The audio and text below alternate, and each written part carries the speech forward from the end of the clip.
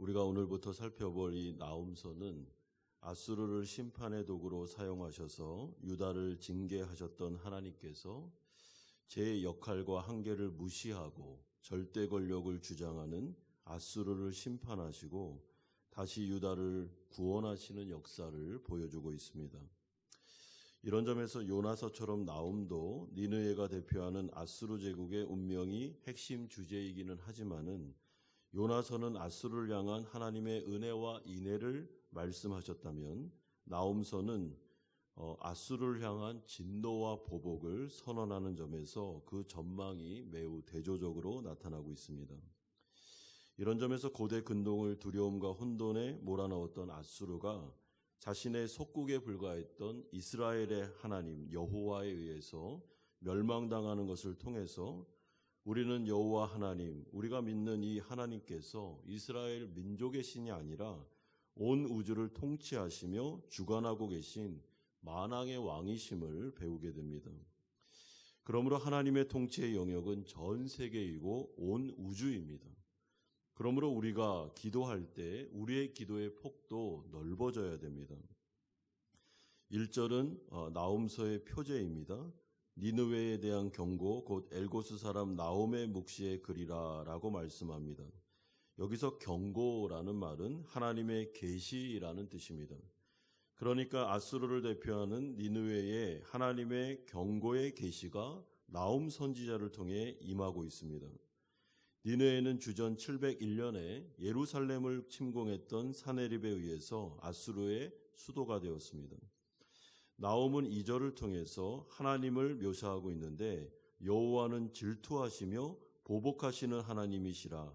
여호와는 보복하시며 진노하시되 자기를 거스리는 자에게 여호와는 보복하시며 자기를 대적하는 자에게 진노를 품으신다라고 말씀합니다.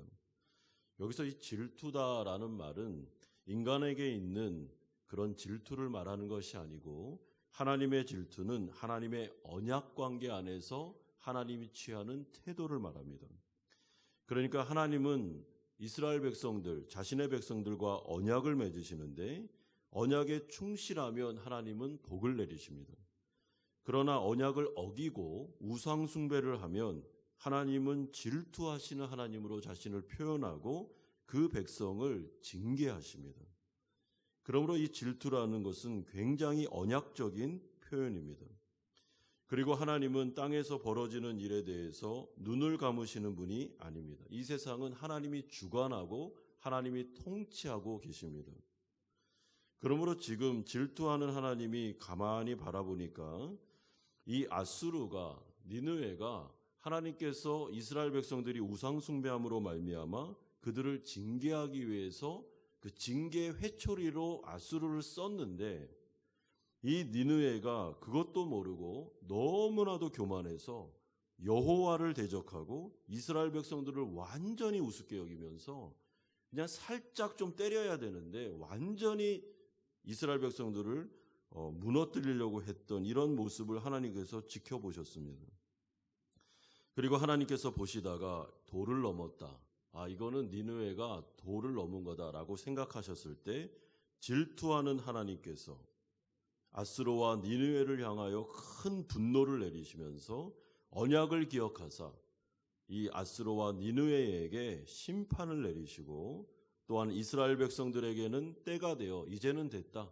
이들이 충분히 징계를 받았다라고 생각하셔서 그들을 구원하는 역사가 나타나고 있습니다. 그러므로 우리가 이러한 하나님을 바라볼 때 하나님이 죄에 대해서 악에 대해서 그냥 이렇게 내버려 두는 분이 아니심을 기억하셔야 됩니다. 하나님은 침묵하실 때가 있고 기다리실 때가 있습니다. 악이 관영할 때까지 그냥 내버려 둘 때가 있습니다. 그럼에도 불구하고 하나님은 방관자가 아니십니다. 하나님은 모든 것들을 다 보고 계십니다. 그리고 때가 되면 하나님은 심판을 내리십니다. 그런데 하나님께서 기다리시는 이유가 있습니다. 그것은 회개의 기회를 주기 위해서 기다리시는 것입니다.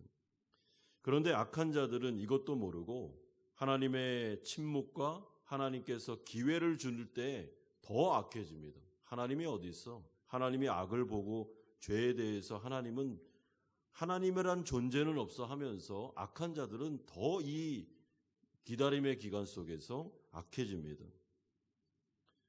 그것이 너무나도 안타까운 것입니다. 만약에 하나님께서 정말 그 잘못을 했을 때마다 심판하신다면 사실은 나만 할 사람이 없죠. 모든 사람이 다 심판의 대상입니다. 그러나 하나님께서는 긍휼이 많으신 분이시기 때문에 내버려 두시고 기회를 주십니다. 여러분, 이 세상 가운데 믿지 않는 자들이 있죠. 하나님을 인정하지 않습니다. 하나님을 인정하지 않는 게 죄입니다. 하나님을 거부하는 것, 하나님에 대해서 냉소적인 마음을 갖고 하나님에 대해서 무관심한 게 죄입니다. 그럼에도 불구하고 하나님께서 하나님을 그렇게까지 믿지 않고 대적하며 부인하는 자들을 내버려 두시는 이유는 기다리고 계신 것입니다. 돌아올 때까지. 하지만 그것도 모르고 계속 하나님에 대해서 반역하고 노골적으로 하나님 앞에 욕을 하고 하나님에 대해서 굉장히 그 무시하는 말을 할 때 하나님의 때가 올 수가 있습니다. 그 때가 되면 긍휼 없는 심판이 임하게 됩니다. 여러분, 저는 이 성경을 이렇게 보다가 이 신학적으로 하나님에 대해서 하나님의 심판을 이야기할 때 긍휼 없는 심판이라는 것을 제가 신학교에서 배웠는데 그 말을 들을 때 소름이 끼쳤습니다. 긍휼 없는 심판. 드디어 이제 하나님의 긍휼과 자비와 인애와 사랑이 없는 때가 옵니다. 그게 언제겠습니까? 예수님이 재림하셨을 때. 그리고 천국 문이 닫혔을 때. 그 이후에는 기회가 없습니다. 하나님의 긍휼 없는 심판이 임하고 그때부터는 이제 구원이라는 것은 없습니다. 그러므로 이 하나님의 심판을 생각할 때 이 니느웨, 아수르 이런 하나님을 대적했던 무리들은 잘 기억할 필요가 있습니다. 나훔서의 이 말씀을 듣고 돌이킬 필요가 있는 것이죠. 그런 다음에 하나님은 자신의 권능에 대해서 자연현상을 통해 적극적으로 말씀합니다. 3절에 보시면 여호와의 길은 회오리 바람과 광풍에 있고 구름은 그의 발에 티끌이로다. 그는 바다를 꾸짖어 그것을 말리시며 모든 강을 말리시니로다. 5절에 그로 말미암아 산들이 진동하며 작은 산들이 녹고 그 앞에서는 땅 곧 세계와 그 가운데 있는 모든 것들이 솟아오르는도다. 여러분, 이 자연현상을 통해서 하나님의 권능을 지금 말씀하시는 이유는 하나님은 창조의 하나님, 하나님은 전능하신 분이시며 하나님은 능히 모든 자를 구원할 수 있는 분이심을 계시하고 있는 것입니다. 그러므로 특별 계시인 성경과 자연 계시인 우주 만물을 통해서 우리는 정말 겸손한 마음으로 하나님께 나아가면 여호와를 만날 수 있고 여호와를 알 수 있고 그분을 경외할 수 있습니다. 하나님께서 지금 자신의 그 놀라우신 권능을 자연현상을 통해서 알려주고 이스라엘 백성들에게 말씀하시는 이유는 이렇게 하나님의 심판, 니느웨에 대한 하나님의 경고가 있음에도 불구하고 유다 백성들 가운데 친아수르 정책을 펼던 사람들이 있습니다. 아수르가 강대국이기 때문에 하나님을 무시하고 아수르 편에 서서 아수르가 마치 하나님인 양 아수르를 의지하고 아수르를 바라보고 아수르에게 기대하고 아수르가 우리를 도와줄 거야. 아수르가 우리의 인생을 책임져 준다니까 하면서 친아수르 정책을 폈던 무리들이 있었습니다. 하나님은 이들에 대해서 경고하십니다. 아수르는 너희들을 지켜주지 못한다. 아수르는 하나님 앞에서 징계, 심판의 대상이다. 그러니까 아수르를 의지하지 말고 전능하신 하나님, 오직 우리가 믿고 신뢰할 수 있는 분은 하나님밖에 없다라는 것을 강력하게 알려주고 있습니다. 여러분 9절을 보십시오. 너희는 여호와께 대하여 무엇을 꾀하느냐? 그가 온전히 멸하시리니 재난이 다시 일어나지 아니하리라. 가시덤불같이 엉클어졌고 수술을 마신 것 같이 취한 그들은 마른 지푸라기 같이 모두 탈 것이거늘. 7절에도 보면 여호와는 선하시며 환난 날에 산성이시니라. 그는 자기에게 피하는 자들을 아시느니라. 하나님께서 이스라엘 백성들에게 촉구하는 것이 무엇입니까? 아수르에게 피하지 마라. 아수르는 이미 불탄 지푸라기에 불과하다. 하나님께로 피하라. 하나님을 산성으로 여기라. 그런 자들은 하나님께서 구원하며 반드시 그들의 인생을 책임져 줄 거라고 말씀하고 있습니다.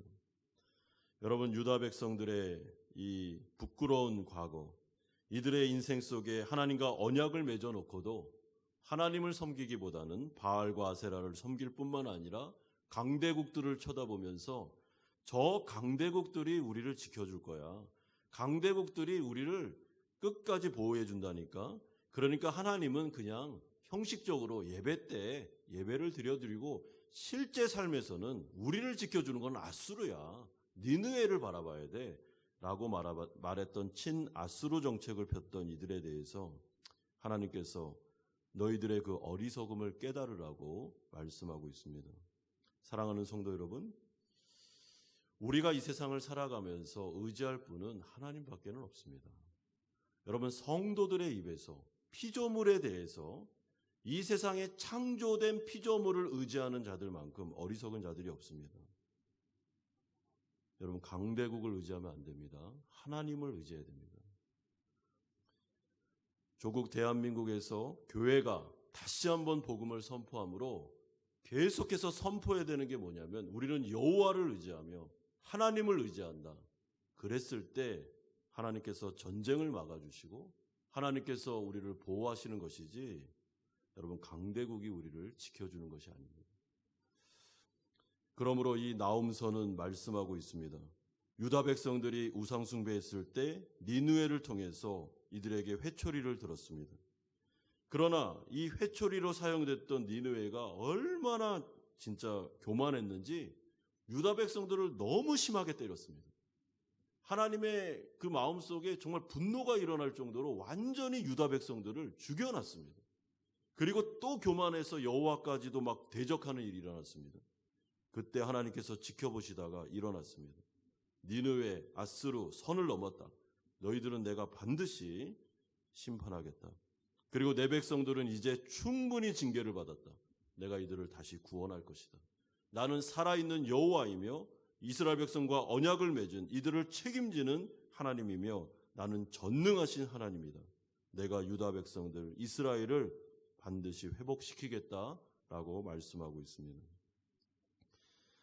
그러므로 오늘 이 새벽에 우리가 하나님 앞에 나왔습니다. 우리가 의지할 분은 오직 여호와 하나님 밖에는 없습니다. 그분에게 우리의 인생을 맡기는 것입니다.